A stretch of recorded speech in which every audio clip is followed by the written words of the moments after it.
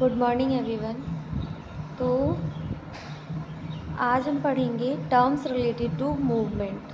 ये हमने अपनी पहली क्लास में भी पढ़ लिया है, लेकिन हम इसे दोबारा रिपीट कर रहे हैं, ठीक है, ताकि आप लोगों को याद रहे।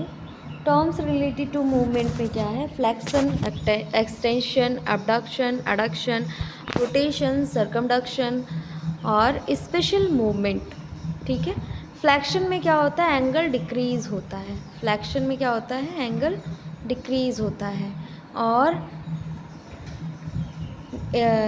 और एक्सटेंशन में एंगल जो है इंक्रीज़ होता है। अबडक्शन में अवे फ्रॉम होता है। एडक्शन में टूवर्ड मिड लाइन। रोटेशन में मीडियल इनवर्ड होता है और लेटरल आउटवर्ड होता है रोटेशन। सर्कमडक्शन में सर्कुलर मूवमेंट होता है। सर्कमडक्शन में क्या होता है? सर्कुलर मूवमेंट होता है। स्पेशल मूवमेंट में supination, pronation, dorsiflexion, plantar flexion, inversion, eversion, opposition और एलिवेशन और डिप्रेशन, ये सब होता है। तो क्लास मैं आप लोगों को बताऊं कि अब हम स्टार्ट करने जा रहे हैं टिश्यू। क्या स्टार्ट करने जा रहे हैं? टिश्यू। टिश्यू आज से हम पढ़ेंगे। सबसे पहले एक सिंपल क्वेश्चन आप लोग बताइए, हमारा बॉडी किस से बना हुआ है? किस चीज़ से बना हुआ है? हमारी बॉडी सेल से बनी हुई है, ठीक है। किससे बनी हुई है? सेल से बनी हुई है। एक सेल से पूरी बॉडी नहीं बनती। एक सेल से पूरी बॉडी कभी नहीं बनती। जब बहुत सारे सेम टाइप के सेल्स एक ही काम करते हैं तो वो टिश्यू बनते हैं, ठीक है। जब बहुत सारे सेल्स एक ही काम करते हैं तो वो टिश्यू बनते हैं और बहुत सारे टिश्यू मिलकर ऑर्गन बनाते हैं। बहुत सारे टिश्यू मिलकर ऑर्गन बनाते हैं और कई ऑर्गन मिलकर ऑर्गन सिस्टम बनाते हैं और सारे ऑर्गन सिस्टम मिलकर एक ऑर्गेनिज्म यानी ह्यूमन बॉडी बनाते हैं, ठीक है, यानी ह्यूमन बॉडी बनाते हैं। यही ऑर्गेनाइजेशन हर लिविंग बॉडी में होता है, ठीक है। यही ऑर्गेनिज्म हर एक लिविंग बॉडी में होता है। पहले सेल, सेल से टिश्यू, टिश्यू से ऑर्गन, ऑर्गन से ऑर्गन सिस्टम, ऑर्गन सिस्टम से एक ऑर्गेनाइजेशन, ठीक है, एक ऑर्गेनिज्म यानी कि एक पूरा ह्यूमन बॉडी तैयार होता है, ठीक है। लेवल ऑफ ऑर्गेनाइजेशन, जैसे कि पहला है सेल। जैसा कि इमेज में एरो दिए गए हैं उसी के हिसाब से मैं बता रही हूँ। जैसे पहले क्या दिया हुआ है? सेल। सेल बॉडी की smallest structural and functional unit है। हम सब जानते हैं सेल क्या है? बॉडी की स्ट्रक्चरल एंड फंक्शनल यूनिट है। हर सेल का अपना फंक्शन होता है। क्या होता है? हर सेल का अपना फंक्शन होता है, ठीक है। जैसे muscle cells, nerve cells, blood cell और स्किन सेल। हर सेल का शेप उसके फंक्शन के अकॉर्डिंग होता है। हर सेल का शेप क्या होता है? उसके फंक्शन के अकॉर्डिंग होता है। फिर टिश्यूज़, अब आते हैं टिश्यूज़ पे। जब सेम टाइप के सेल्स एक ही फंक्शन के लिए ग्रुप बना लेते हैं, ठीक है। जैसे जब सेम टाइप के सेल्स एक ही फंक्शन के लिए ग्रुप बना लेते हैं तो उस ग्रुप को टिश्यू कहा जाता है। क्या कहा जाता है? टिश्यू कहा जाता है। एग्जाम्पल, मसल सेल से मसल टिश्यू, ठीक है। मसल सेल से मसल टिश्यू ये कॉन्ट्रैक्शन करता है। मसल टिश्यू क्या करते हैं? कॉन्ट्रैक्शन करने का काम करते हैं। नेक्स्ट है ऑर्गन। डिफरेंट टिश्यू मिलकर ऑर्गन बनाते हैं। क्या करते हैं? डिफरेंट टिश्यू मिलकर ऑर्गन बनाते हैं। जैसे स्टमक, ठीक है। और स्टमक में क्या होता है? इसमें एपिथेलियल टिश्यू होता है, मसल टिश्यू होता है, कनेक्टिव टिश्यू भी होता है, नर्वस टिश्यू भी होता है, सब होते हैं इसमें स्टमक में, ठीक है। हर टिश्यू अपना काम करता है। हर टिश्यू का अपना अलग अलग वर्क है, ठीक है। नेक्स्ट है ऑर्गन सिस्टम। ऑर्गन सिस्टम में क्या है? कोई ऑर्गन कई ऑर्गन मिलकर ऑर्गन सिस्टम बनाते हैं। बहुत सारे ऑर्गन मिलकर क्या बनाते हैं? ऑर्गन सिस्टम बनाते हैं। जैसे डाइजेस्टिव सिस्टम में mouth, oesophagus, stomach, small intestine, large intestine, liver, pancreas, ये सब मिलकर डाइजेस्टिव सिस्टम कंप्लीट करते हैं। ठीक है, ये सब क्या करते हैं? ये सब मिलकर डाइजेशन को कंप्लीट करते हैं। अब आते हैं अपना लास्ट एरो पे, जो कि ऑर्गेनिज्म है। सभी सिस्टम मिलकर ह्यूमन बॉडी बनाते हैं। ठीक है, सारे सिस्टम मिलकर क्या बनाते हैं? Human body. और इसमें क्या क्या होता है? Digestive system, respiratory, cardiovascular, nervous system, urinary और रिप्रोडक्टिव। ठीक है, सब कोऑर्डिनेट करके बॉडी को अलाइव रखते हैं। ये जितने भी सिस्टम हैं आपस में कोऑर्डिनेट करके बॉडी को अलाइव रखने का काम करते हैं। ठीक है, अब आते हैं डेफिनेशन ऑफ टिश्यू पे, यानी कि इंट्रोडक्शन। ठीक है, तो डेफिनेशन और इंट्रोडक्शन इसका सेम है, कंफ्यूज नहीं होना आप लोग। ठीक है, इसमें दिया हुआ a group of structurally similar cell performing a specific function. जैसे same structure, same origin, same work. ठीक, एग्जाम्पल मसल सेल्स सब कॉन्ट्रैक्शन करते हैं। ठीक है, अब मसल सेल्स क्या करते हैं? सब कॉन्ट्रैक्शन करते हैं। नर्व सेल्स सब इम्पल्सेस कंडक्ट करते हैं। जितने भी मसल सेल्स हैं ये क्या करती हैं? कॉन्ट्रैक्शन करती हैं। और नर्व सेल्स क्या करती हैं? इम्पल्सेस कंडक्ट करती हैं। अब टिश्यू कितने टाइप के होते हैं? टिश्यू 4 टाइप के होते हैं। ठीक है, ह्यूमन बॉडी में सिर्फ 4 बेसिक टिश्यूज़ होते हैं। ह्यूमन बॉडी में क्या होते हैं? सिर्फ 4 बेसिक टिश्यूज़ होते हैं। पहला एपिथेलियल टिश्यू, फिर कनेक्टिव टिश्यू, फिर मस्कुलर टिश्यू, फिर नर्वस टिश्यू। हर ऑर्गन इन्हीं टिश्यूज़ का कॉम्बिनेशन होता है। क्या होता है? हर ऑर्गन इन्हीं टिश्यू का कॉम्बिनेशन होता है। जैसे पहला क्या है? Epithelial tissue. तो एपिथेलियल टिश्यू की बात करें तो ये बॉडी का सबसे आउटर कवरिंग टिश्यू है। क्या है एपिथेलियल? ये बॉडी का सबसे आउटर कवरिंग टिश्यू है। जैसे घर की वॉल्स पेंट से कवर होती हैं, जैसे घर की वॉल्स किससे कवर होती हैं? पेंट से कवर होती हैं, वैसे बॉडी एपिथेलियल टिश्यू से कवर होती है। इसीलिए इसे कवरिंग और लाइनिंग टिश्यू कहते हैं। डेफिनेशन में epithelial tissue consists of closely packed cell arranged in continuous sheet। ठीक है, कंटिन्यूस शीट का मतलब है सेल्स एक दूसरे के बहुत पास होते हैं। सेल्स क्या होते हैं? एक दूसरे के बहुत पास होते हैं। बीच में ऑलमोस्ट कोई गैप नहीं होता।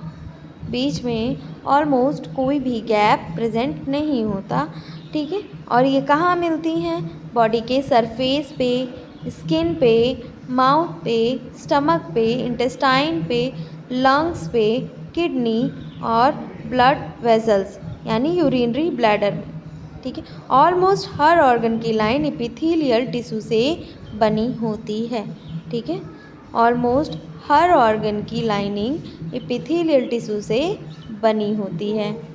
नेक्स्ट है अपना कैरेक्टरिस्टिक्स। तो सेल क्लोजली पैक्ड होते हैं। ठीक है, यहाँ पर देखिए लिखा हुआ इट इज़ आपके एपिथेलियल टिश्यू में डेफिनेशन में लिखा हुआ है it is closely packed and hold tightly together by many cells junction. ठीक है, तो क्या दिया हुआ है? सेल्स क्लोजली पैक्ड मीन्स बीच में स्पेस बहुत कम होता है। रीज़न प्रोटेक्शन, अगर गैप ज़्यादा हो बैक्टीरिया ईज़िली एंटर करेंगे। ठीक है, अगर गैप ज़्यादा होगा तो बैक्टीरिया ईज़िली एंटर कर जाएंगे। ठीक है, next basement membrane. Basement membrane में क्या है? सब एपिथेलियल सेल्स नीचे एक मेम्ब्रेन पर रेस्ट करते हैं। जितने भी एपिथेलियल सेल्स हैं ये कहाँ पर रेस्ट करती हैं? नीचे एक मेम्ब्रेन होती है वहाँ पर रेस्ट करते हैं। उससे बेसमेंट मेम्ब्रेन कहते हैं। उसे क्या कहते हैं? बेसमेंट मेम्ब्रेन उसे कहते हैं। ठीक, ये सपोर्ट प्रोवाइड करती हैं, ये बेसमेंट मेम्ब्रेन क्या प्रोवाइड करती हैं, सपोर्ट प्रोवाइड करती हैं। न्यूट्रिशन इनडायरेक्टली मिलता है, इनसे क्या होता है, न्यूट्रिशन भी इनडायरेक्टली मिलता रहता है। नेक्स्ट है वेस्कुलर। एपिथेलियल टिश्यू में ब्लड वेसल्स नहीं होती। एपिथेलियल टिश्यू में क्या होता है, ब्लड वेसल्स नहीं होती हैं। न्यूट्रिशन कनेक्टिव टिश्यू से डिफ्यूज़न के थ्रू मिलता है। अब न्यूट्रिशन इन्हें कैसे मिलता है, तो कनेक्टिव टिश्यू के से डिफ्यूज़न के थ्रू मिलता है। जब कनेक्टिव टिश्यू से डिफ्यूज़न होता है तब उसी के थ्रू मिलता है। ठीक है। नेक्स्ट है हाई रीजनरेशन। हाई रीजनरेशन में क्या है,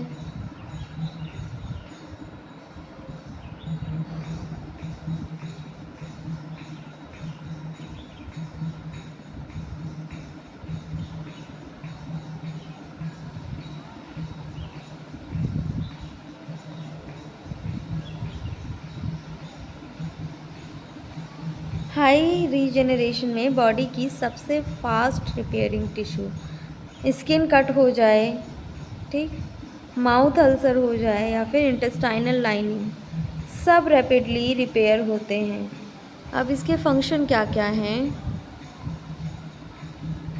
इसके फंक्शन हैं प्रोटेक्शन, बॉडी को injury, heat, chemical, bacteria, virus से प्रोटेक्ट करता है। एग्जाम्पल जैसे स्किन, ठीक है, स्किन को प्रोटेक्ट करता है। एब्जॉर्प्शन,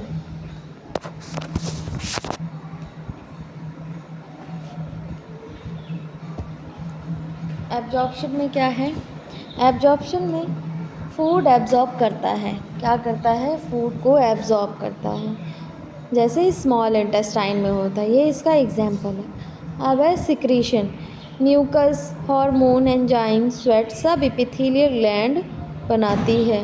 ये सब कौन बना रहा है, एपिथेलियल ग्लैंड बनाती है। ठीक है। नेक्स्ट है फिल्ट्रेशन। तो फिल्ट्रेशन में क्या होता है, फिल्ट्रेशन में किडनी में ब्लड फिल्टर होता है, क्या होता है, किडनी में ब्लड फिल्टर होता है।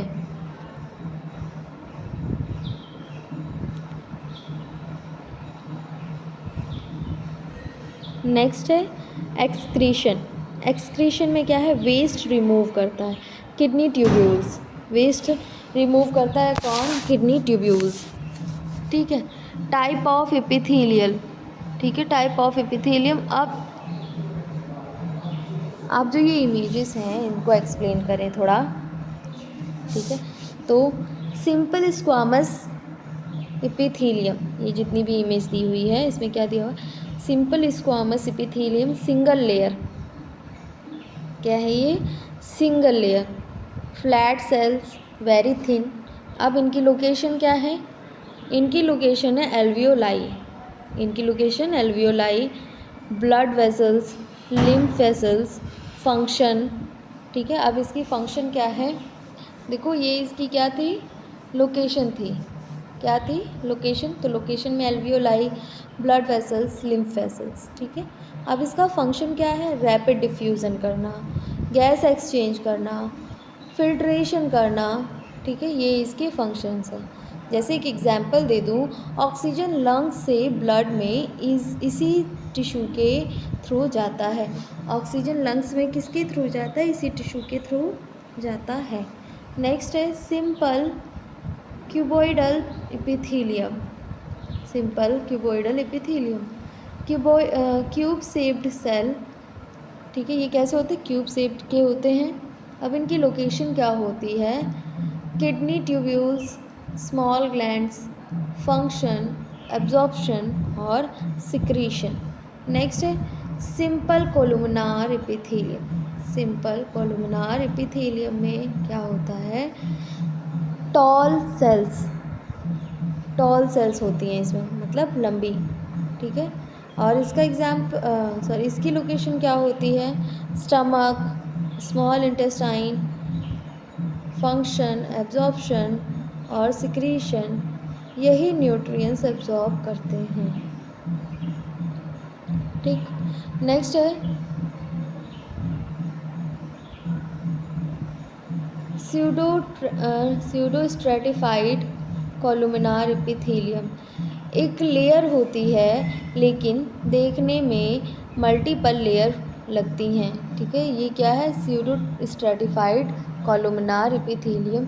ये एक लेयर होती है, बट अगर हम इसे देखें तो ऐसा लगता है बहुत सारी मल्टी लेयर हैं। ठीक है, इसकी लोकेशन क्या होती है? Trachea respiratory tract. फंक्शन क्या होता है? म्यूकस बनाना। फंक्शन क्या है? म्यूकस बनाना। डस्ट रिमूव करना।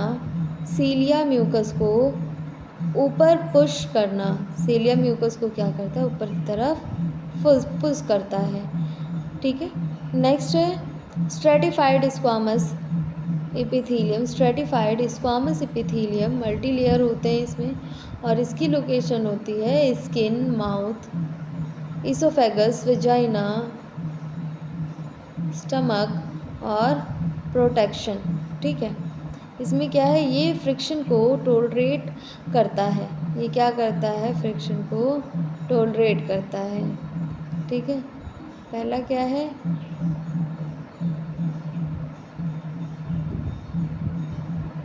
Stratified cuboidal.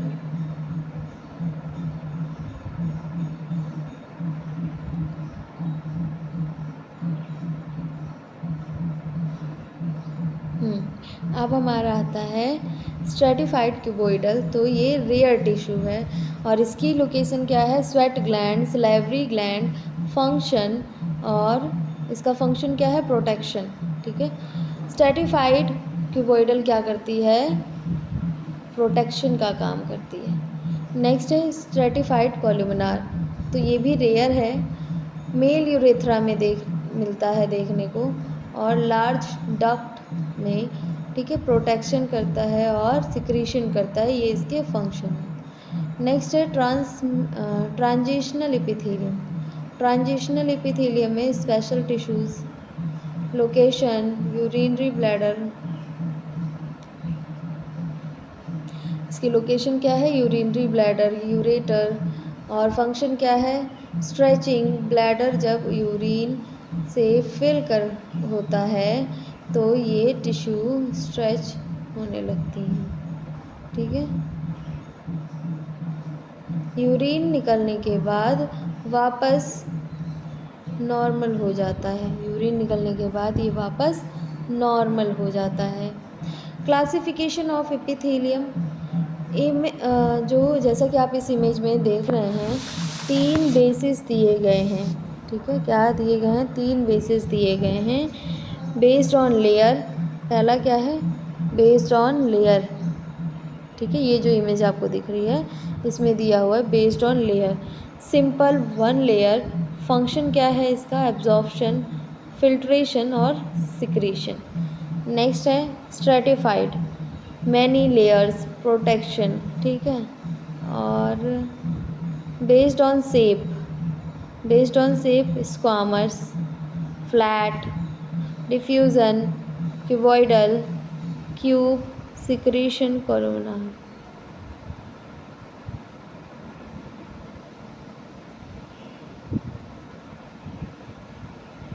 ठीक है, अब आते हैं बेस्ड ऑन शेप हमने देख लिया, टॉल और एब्जॉर्प्शन हो ही गया। अब आते हैं स्पेशलाइज्ड एपिथेलियम, जो कि सिलिएटेड है और रेस्पिरेटरी ट्रैक्ट का है, डस्ट रिमूव करता है, स्यूडो स्ट्रेटिफाई करता है, और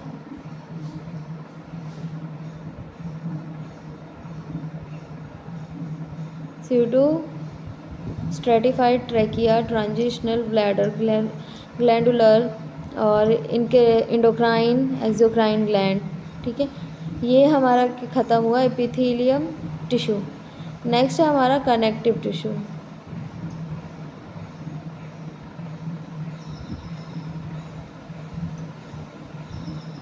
कनेक्टिव टिश्यू में क्या है? ये हमारा सेकंड टिश्यू है, याद रखिएगा। हमने अभी अपनी पहली टिश्यू पढ़ी एपिथेलियम टिश्यू, अब हम पढ़ेंगे कनेक्टिव टिश्यू।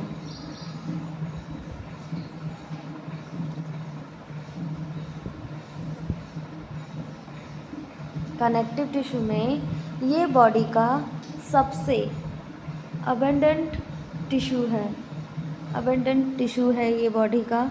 इसका काम सबको कनेक्ट करना है।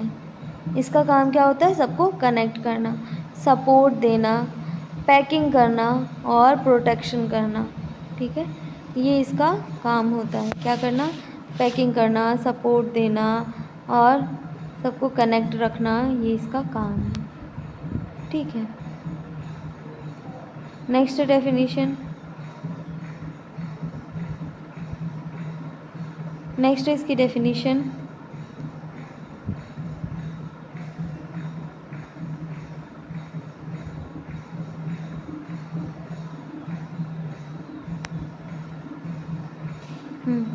इसकी डेफिनेशन में है connective tissue is the most abundant tissue is the body. The connective tissue cells are more widely separated from each other than in epithelial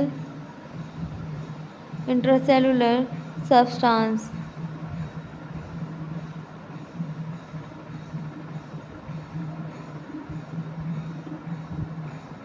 ठीक है, डेफिनेशन में हमने देखा क्या है? Connective tissue contacts, support, protect, bind और different tissues. ठीक है, अब इसकी कैरेक्टरिस्टिक्स क्या हैं? तो इसकी कैरेक्टरिस्टिक्स हैं सेल्स दूर दूर होते हैं। इसमें क्या होते हैं? सेल्स जो हैं दूर दूर होते हैं। मैट्रिक्स में बीच में मैट्रिक्स होता है। ठीक है, इसमें सेल्स दूर दूर होते हैं लेकिन इसमें बीच में मैट्रिक्स होता है। मैट्रिक्स में फाइब्रस ग्राउंड सब्सटेंस। ठीक है, मैट्रिक्स में और फाइब्रस में और ग्राउंड सब्सटेंस फ्लूइड प्रेजेंट होता है। ठीक है, और क्या प्रेजेंट होता है? फ्लूइड प्रेजेंट होता है। नेक्स्ट है इसी वजह से कनेक्टिव टिश्यू स्ट्रॉन्ग होता है। इसी वजह से क्या होता है? कनेक्टिव टिश्यू स्ट्रॉन्ग होता है। नेक्स्ट है blood supply. Most connective tissue में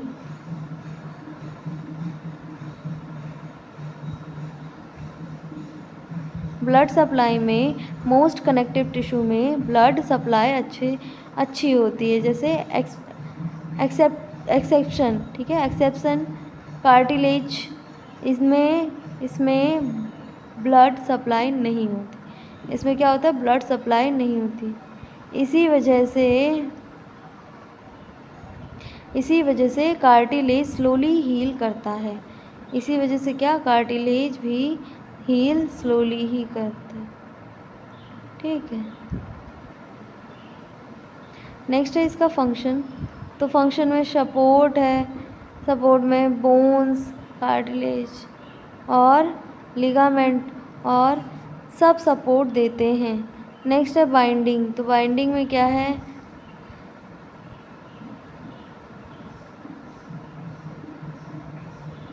बाइंडिंग में क्या दिया हुआ है? मसल को बोन से कनेक्ट करता है, ऑर्गन को होल्ड करता है। ठीक है, नेक्स्ट है प्रोटेक्शन। तो प्रोटेक्शन में बोन्स ब्रेन को प्रोटेक्ट करते हैं। ठीक है, बोन्स क्या करते हैं? ब्रेन को प्रोटेक्ट करते हैं।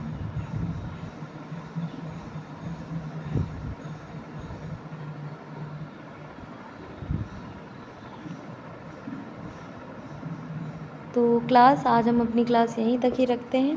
बाकी जितना भी अभी इसमें बाकी है कनेक्टिव टिश्यू में, ये हम कल अपनी क्लास में डिस्कस करेंगे। ठीक है, बाकी आज हम अपनी क्लास यहीं तक ही रखते हैं। इससे पहले क्लास एंड करें, हम आपको एक नोटिस दे दें। अगर आपने BAMS, BHMS, BUMS और BNYS किया है तो लीगल वे में प्राइमरी स्टेज पे एलोपैथिक प्रैक्टिस अगर करना चाहते हैं तो लीगल गवर्नमेंट कोर्स है, उसके बारे में मैं बता रही हूँ आपको, जो है CCH। ठीक है, ये 1 साल का कोर्स है और कंप्लीट कोर्स है। इसका सिर्फ 25,000 में, सिर्फ 25,000 में इसका CCH का ये कोर्स आप ले सकते हैं। ठीक है, और अगर आपके पास मेडिकल स्टोर है आप मेडिकल स्टोर चला रहे हैं, उसे फार्मा क्लिनिक में चेंज करना चाहते हैं, तो मैं आपके लिए बेस्ट ऑप्शन बताऊंगी, जो कि वो है टेलीमेडिसिन कोर्स। इसमें आपको बताया जाएगा कैसे आप अपने मेडिकल स्टोर को कॉरपोरेट मेडिकल स्टोर में बेहतर कर सकते हैं, एक हेल्थ केयर का इकोसिस्टम डेवलप कर सकते हैं।